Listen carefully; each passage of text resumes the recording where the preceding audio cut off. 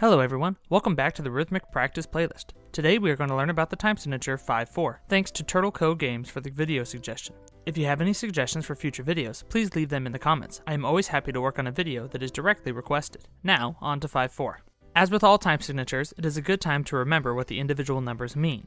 The top number indicates how many beats per measure, and the bottom number indicates what kind of note gets one beat. In the case of 5/4, that means there are 5 quarter notes per measure. Fundamentally, this is 4/4 with an extra beat tacked on to the end of the measure. In practice, however, it will usually feel more like 3/4 with 2 beats at the end. To illustrate my point, let's look at the sheet music for perhaps one of the most popular songs in 5/4, the Mission Impossible theme written by Lalo Schifrin. The main riff is composed of 2 dotted quarter notes and 2 standard quarter notes. Each dotted quarter note is worth 1.5 beats, and each quarter note is worth 1. Add all that up, and you get 5 beats in each measure.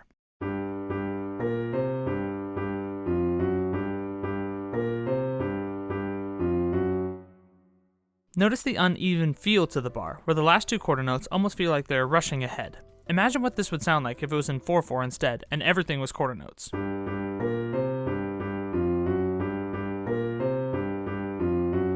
Way more stagnant, boring, and weirdly constant. 5/4 gives the theme a sense of drive and urgency. When listening to a song in 5/4, you will often find that beats 4 and 5 are the most prominent. It can be a great way to reorient yourself if you get lost in the song. Listen for 2 quarter notes back to back. Usually, those will be beats 4 and 5, and then jump back in on beat 1. The other song that is most often cited regarding 5/4 would have to be Take 5 by Dave Brubeck. Here is a short excerpt of the piano background that permeates the song.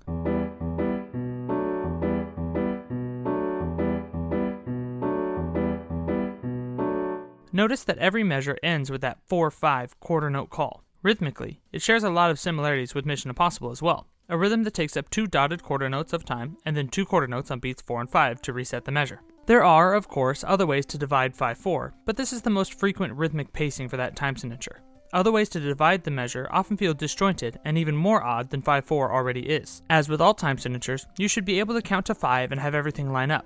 Try it out with the 2 examples outlined in this video. If you aren't sure how fast to count, listen to the hits on beats 4 and 5. That will be your tempo. I wanted to make quick mention as well that sometimes songs with a similar feel to 5/4 will also be written in 10/8. This just changes how you count the sheet music rather than what the song will feel like. On screen now is the Mission Impossible theme written in both 5/4 and 10/8. It looks basically the same. The only difference is in the counting of it.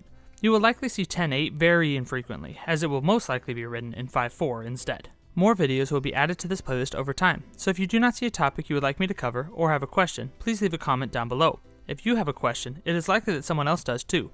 A like, share, and subscribe are always appreciated. I look forward to working with you to build your skills from the ground up.